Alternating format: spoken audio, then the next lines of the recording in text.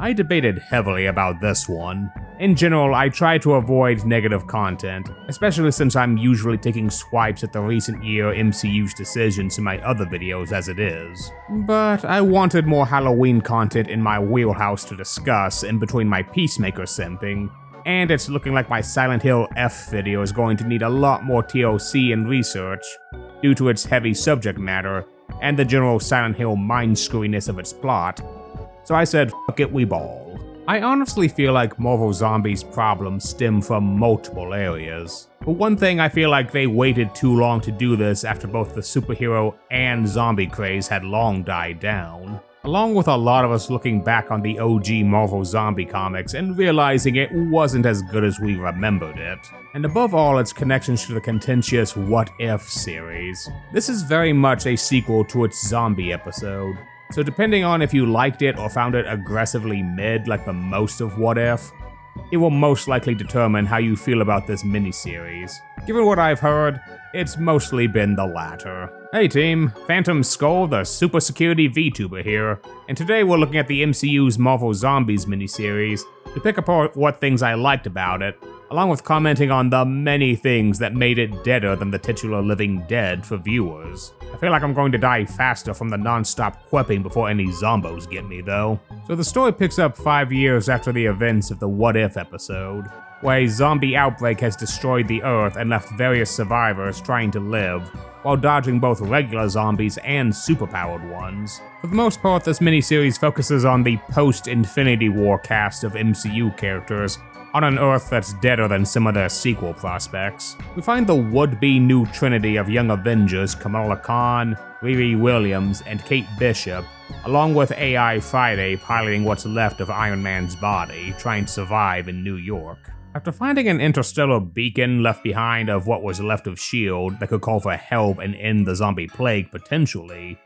the three set off to find a S.H.I.E.L.D. computer to decrypt it and find out what to do. After sadly losing her besties avoiding a zombified Captain Marvel, Kamala is saved by Blade with Khonshu as his co-pilot, who vows to help her get the supposed last hope for humanity to the stars, along with the surviving heroes of this dying Earth, soon joined by a hodgepodge of post-Endgame heroes like Red Guardian and Yelena, Shang-Chi and his crew, and eventually everyone's favorite despair bisexual. Meanwhile, a new threat arises in the form of a sentient, zombified Wanda Maximoff, now the Queen of the Dead, chasing after our young Marvel to further her own plans. Also, pour one out for the Hawkeye 2 fans, because this was such a hilarious but disrespectful way for her to go out in this show.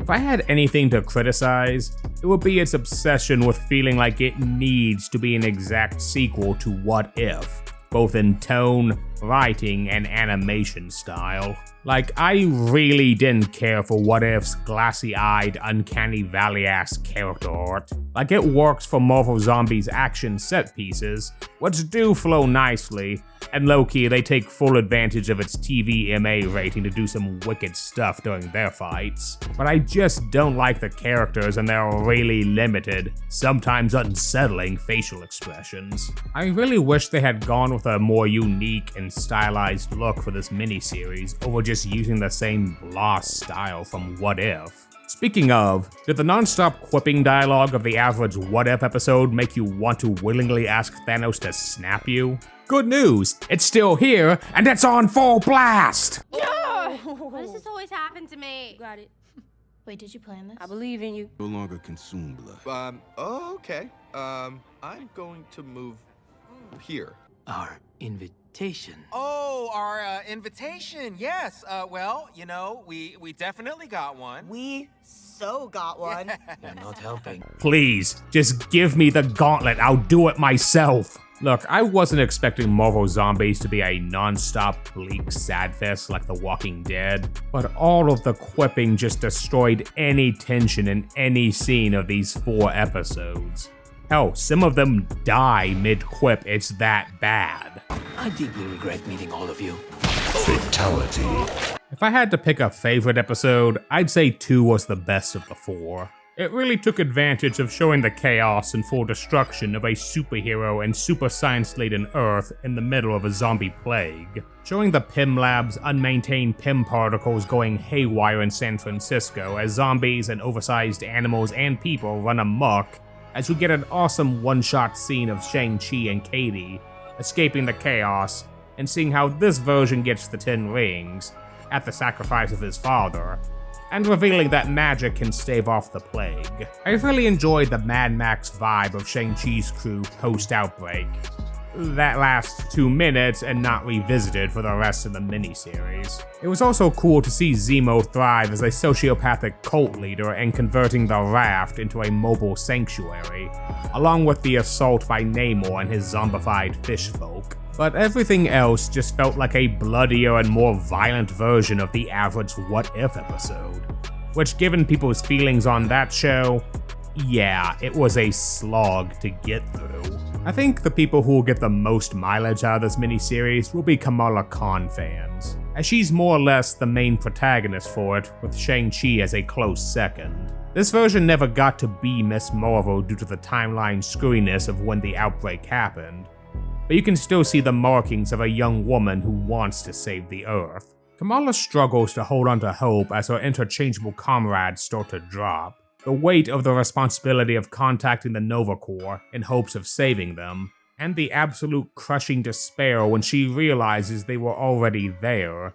and only concerned with keeping everyone trapped on Earth in quarantine over helping, meaning her friends died for nothing. Her arc will make or break the miniseries for some people, and I'm sure some folks were irritated how she just gives up at the end of the miniseries and chooses to help Wanda fulfill her very convoluted plan. I mean, I can see how it turned out this way. This kid was put through the ringer, saw her main hope to fix everything be a lie, and saw what was left of her friends die painfully to an undead witch she didn't know if she could beat. And even then, what did they have to look forward to if they beat Wanda by the skin of their teeth?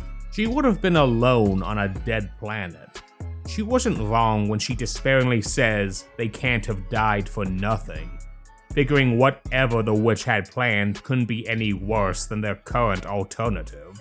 Granted, I'm a bit confused as to why Wanda the Reality Warper needed Kamala and her powers specifically to channel the Infinity Stone's power to do her giant hex, but oh well. She's at the very least alive for any potential sequels, so hey, at least Kamala fans have something to look forward to if Disney keeps dragging their feet about a season 2 of her show. Shang-Chi was the other standout with the cast. A lot of his arc was getting past simply surviving and looking to take a chance on really doing something to make a difference on their bleak Earth. Also, his heart-to-heart with Kamala in the final episode was sweet.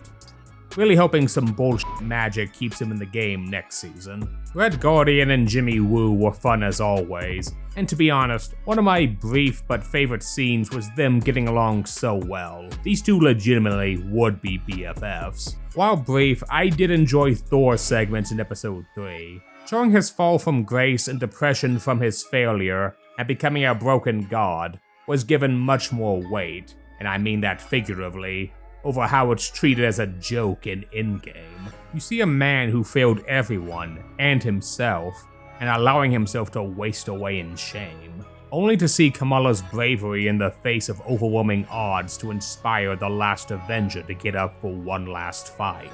And his final words to Kamala in passing the torch of Avenger to her was sweet. And even if he lost, the God of Thunder fighting the Queen of the Dead was a sight to behold.